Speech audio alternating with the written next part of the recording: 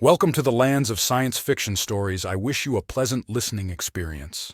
The Galactic Military Academy, known as the zenith of strategic and military prowess, was abuzz with the arrival of new cadets from across the galaxy. The corridors gleamed under the artificial light, and the banners of dozens of alien species hung high, representing the diversity of the recruits. Among these newcomers were 4 human cadets, the first group to attend since humanity's induction into the Galactic Council just a few cycles ago. High Commander Zivar Zalz watched their arrival from the command center.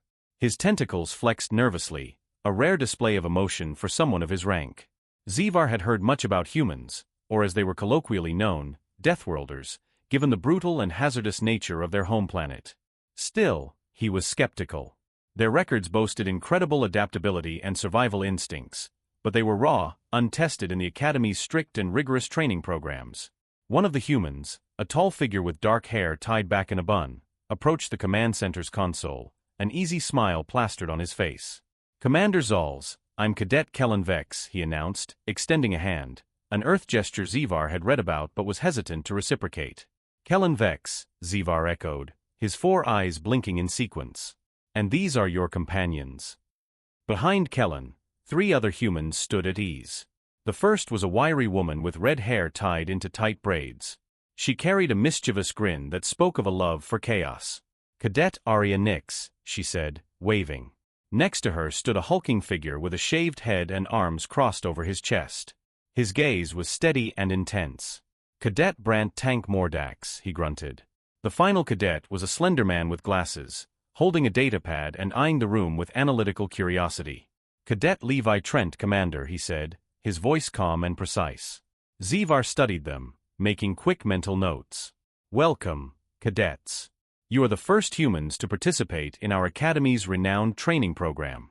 I expect discipline, focus, and adherence to protocol." The humans exchanged glances. "Of course, sir," Kellen replied, his tone cheerful. "We're here to learn. And maybe, break a few records while we're at it." Zivar's secondary heart fluttered, a common sign of concern among his species. "Very well. Your first task will be the Galactic Siege scenario. It is the most challenging simulation, designed to test patience, strategy, and resource management over extended periods. The current record stands at 47 days. I expect your team to give it their best." Tank smirked. "Oh, we'll give it our best, all right." Chapter 2: The Siege Begins. The Academy's simulation chamber was a marvel of technology. Its immense dome could recreate any environment, complete with realistic terrain, holographic defenses, and AI-controlled enemy forces. Zivar watched from the observation room as the humans prepared for the scenario. Kellen, Arya, Tank, and Levi huddled together, whispering and laughing, an unusual behavior before such an intense exercise. The alien observers, seasoned tacticians and commanders from various worlds, frowned at their apparent lack of seriousness. Zivar initiated the simulation. The holographic environment transformed, creating a massive fortress carved into the side of a mountain. Defensive turrets hummed with energy, and shields flickered as they activated. Zivar leaned into his console, expecting the humans to start their approach slowly, as all sensible cadets did, scout the perimeter, gather intelligence, and form a long-term siege plan. But instead, the humans unleashed chaos. Arya was the first to act. She whipped out a small device from her utility belt and hurled it into the air. "All right, time to make some noise," she shouted. The device expanded, revealing a compact sound system. Seconds later, the fortress was assaulted with a barrage of loud, bass-heavy Earth music. The alien observers flinched, their ears unaccustomed to the cacophony. "What is this madness?" one of the alien instructors muttered. Meanwhile, Tank had already moved in.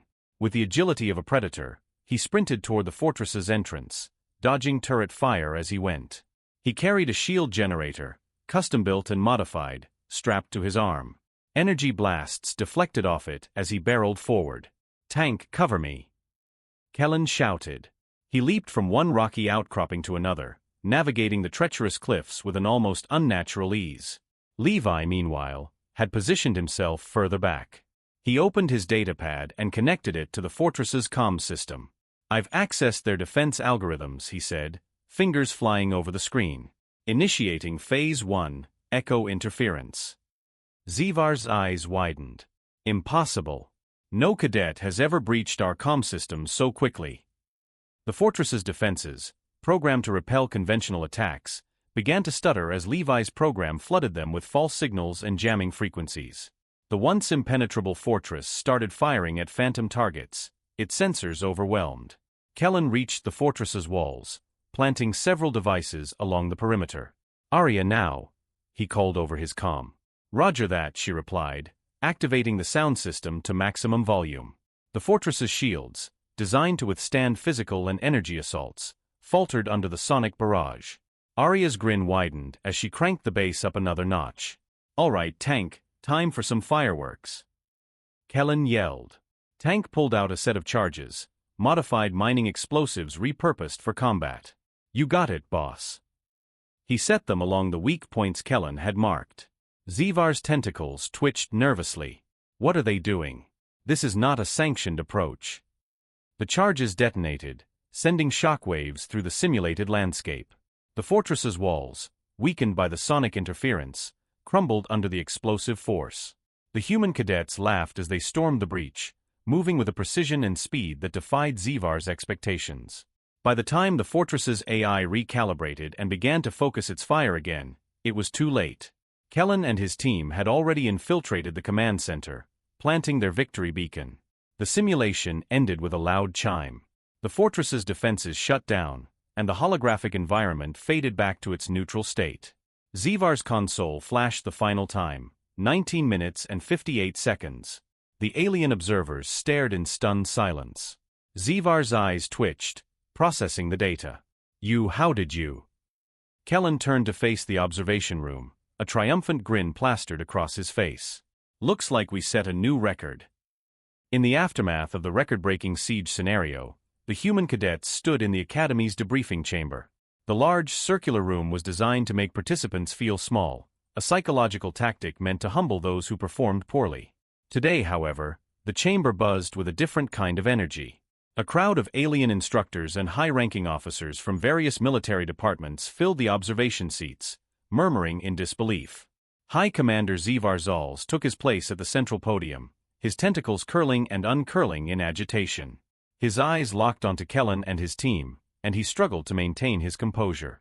"Cadets," he began, his voice echoing in the chamber, "what you have done today defies centuries of military doctrine." Kellen, arms folded and grinning, nodded casually. "We aim to please, Commander." Zivar's tentacles stiffened. "This is no time for levity, Cadet Vex. You and your team bypassed established protocols, utilized unauthorized equipment, and engaged in tactics that border on—" He paused, searching for the right words. "Madness." Arya leaned forward, her mischievous smile ever present. "With respect, sir, the objective was to capture the command center, and we did that in under 20 minutes. No rules were broken, we just optimized the approach." The room erupted into murmurs again, and Zivar's secondary heart fluttered. "You may have achieved the objective, but the method was efficient." Tank interrupted, his voice a low rumble. "Direct." He cracked a smile that made the alien officers uneasy. Zivar's eyes narrowed. "Reckless.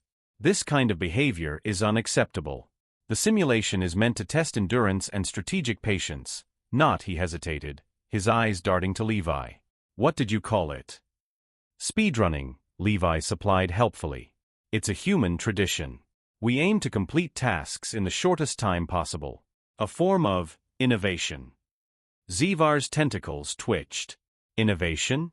You're treating military exercises like games." Kellen shrugged. "Depends on your perspective, sir. In a real combat situation, wouldn't you want to end it as quickly as possible?" One of the alien instructors, a tall insectoid being with a stern expression, hissed.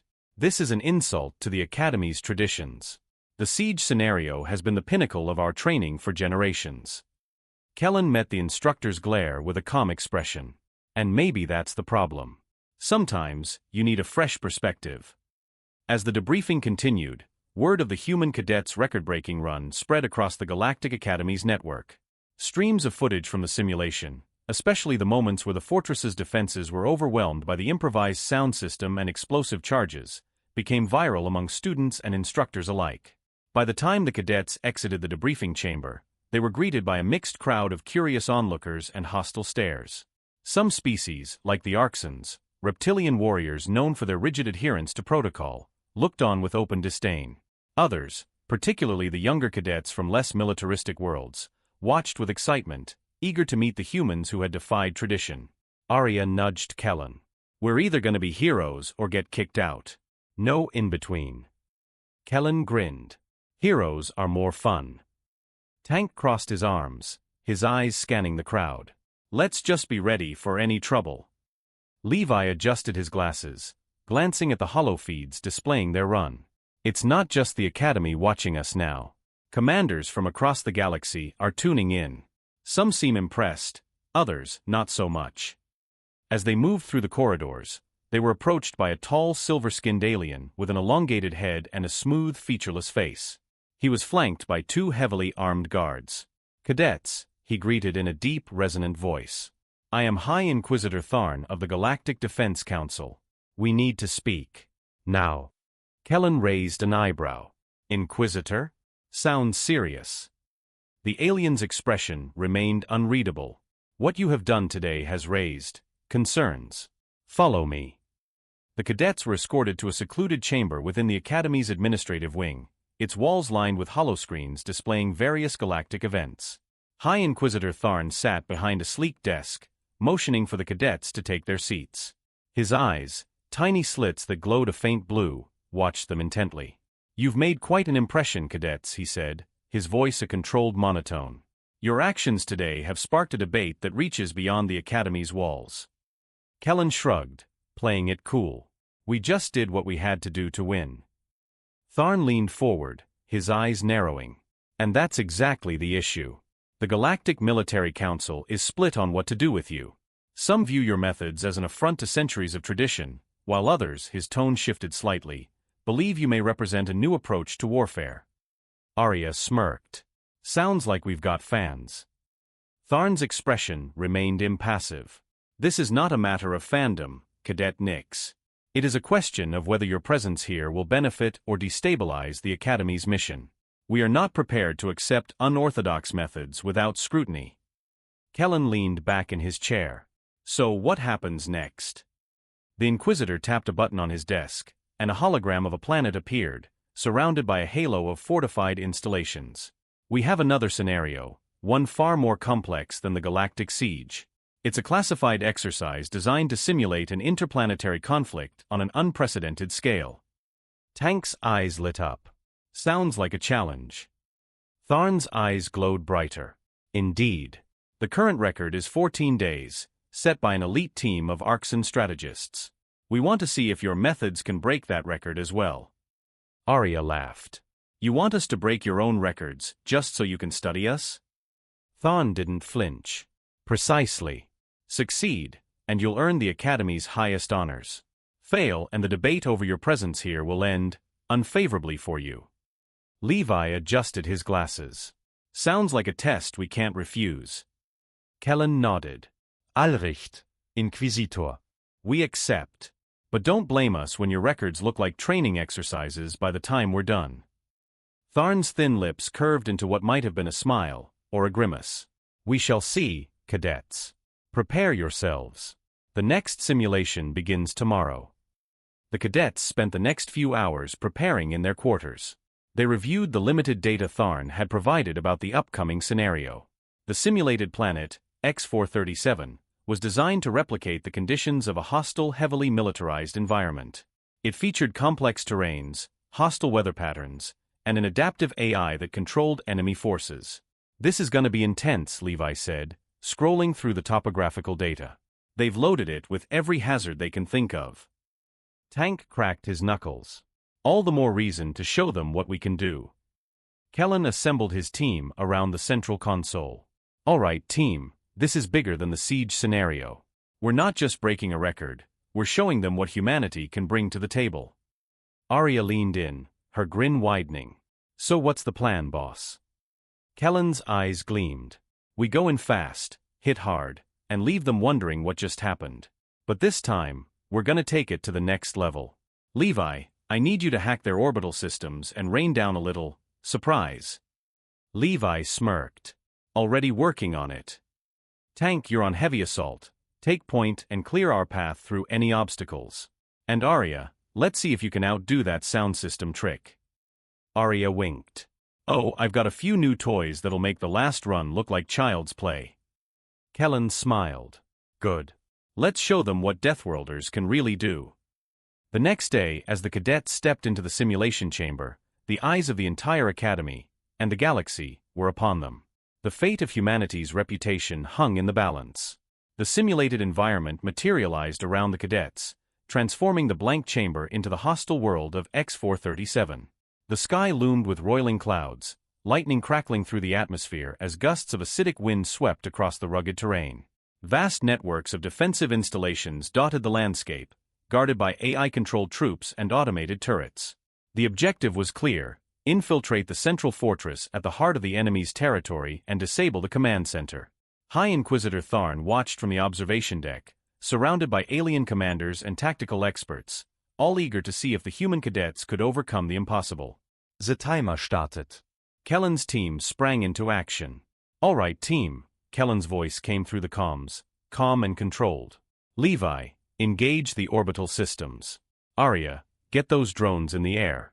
Tank, follow my lead.